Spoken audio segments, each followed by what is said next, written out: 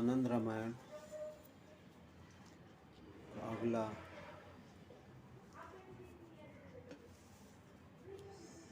सत्र प्रारंभ करते हैं। आप सभी के अंदर उपस्थित परमात्मा को सादर अभिवादन वंदन। आप सभी का स्वागत।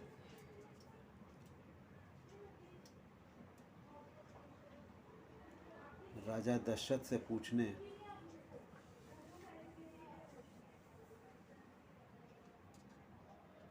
गए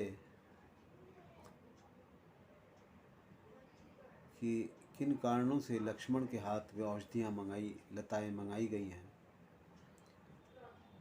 उन ब्रह्मचारियों को क्रोध से भरा देखकर राजा अत्यंत चिंता में पड़ गए और बोले, मैं दशरथ हूँ। मूर्छित भरत को स्वस्थ करने के लिए मेरी आज्ञा से लक्ष्मण इन औषधियों को लाया है। मेरा प्रणाम कहकर मुनि मुद्गल को आप लोग सब समाचार बता दें। मैं भी उन मुनि को प्रसन्न करने के लिए शीघ्र ही आ रहा हूँ। तदंतर वे सभी ब्रह्मचारी लौट आए और उन्होंने मुनि से राजा दशरथ का नाम आदि समस्त वृत्तांत बतला दिया। श्री राम के पिता का दशरथ यह नाम जैसे ही सुना, वैसे ही उन मुनि ने शीघ्र ही क्रोध का परित्याग कर जो ही उनके दर्शन के लिए वहाँ जाने का विचार किया, त्यों ही उन्होंने राजा दशरथ को अपने समक्ष पाया। दोनों हाथ जोड़कर प्रणाम करते हुए तथा प्रार्थना करते हुए उन राजा दशरथ को मुनि ने उठाया और आदर भाव से उनका सम्मान किया।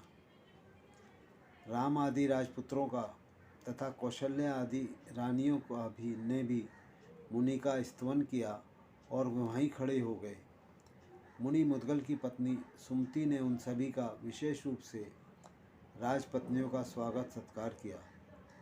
तदंतर राजा दशरथ ने मुनि की बार बार स्तुति करते हुए कहा कि हे मुनि, मुझे राजा के द्वारा जो अपराध हुआ है उसे आप क्षमा कर दें।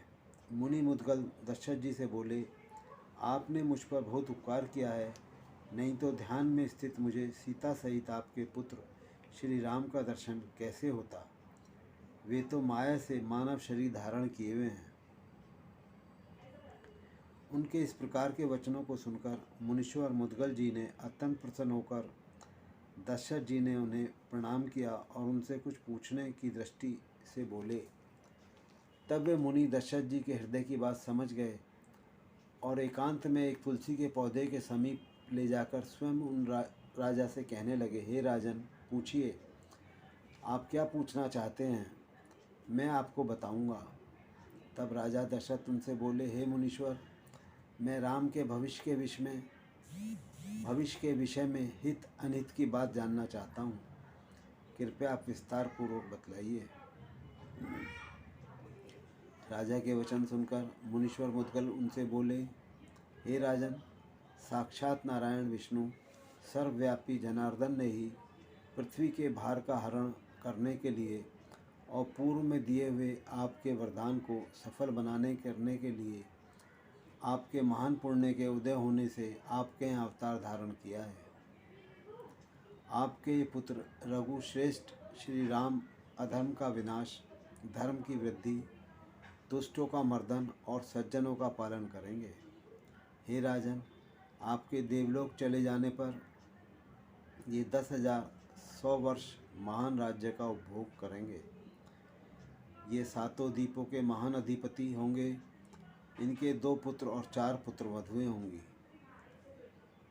24 पोते होंगे और 12 पौत्रियां होंगी। आपके पुत्र के प्रपौत्र आदि असंख्य संख्या में होंगे। कुछ दिनों के लिए ये वृंदा के शाप का पालन करने के लिए दंडक वन में जाएंगे। उसके बाद महान राज्य का भोग करेंगे। उनके इस प्रकार वचनों को सुनकर राजा दशरथ पुनः मुनि से बोले, हे मुनि, वृंदा कौन थी, किसकी भार्या थी, उसने भगवान को शाप क्यों दिया। हे मुनीश्वर, यह सब आप विस्तार से मुझे बताने की कृपा करें।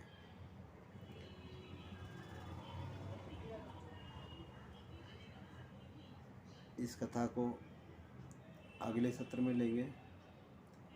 आज की चर्चा में आपसे निवेदन करना चाहते हैं, आपका ध्यान आकर्षित करना चाहते हैं कि अपने स्वयं के आनंद के लिए आपको इस आनंद रामायण में महत्वपूर्ण दृष्टि से अपने को जागरूक करना होगा और ये मानना होगा कि आप भी राम हो सकते हैं, राम है ही हैं, लेकिन कुछ अपने कार्यों से राम हो सकते हैं। वो आपको अपने अंदर अपना मूल्यांकन, अपना विकास स्वयं करना होगा। अपना गुरु आपको स्वयं बनना होगा, तभी आप इस राम कथा का आनंद लेंगे। और वर्तमान में तो आप देखें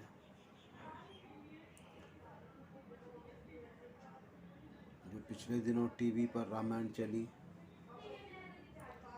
उसमें राम जी का जिन्होंने अभिनय किया, राम बने, उनको मेरठ से चुनाव में एमपी पद के लिए टिकट मिला और जन जन में उनका कितनी श्रद्धा है ये आपको देखने को मिलेगी। और ये श्रद्धा आपको अपने अंदर भी विकसित करनी होगी।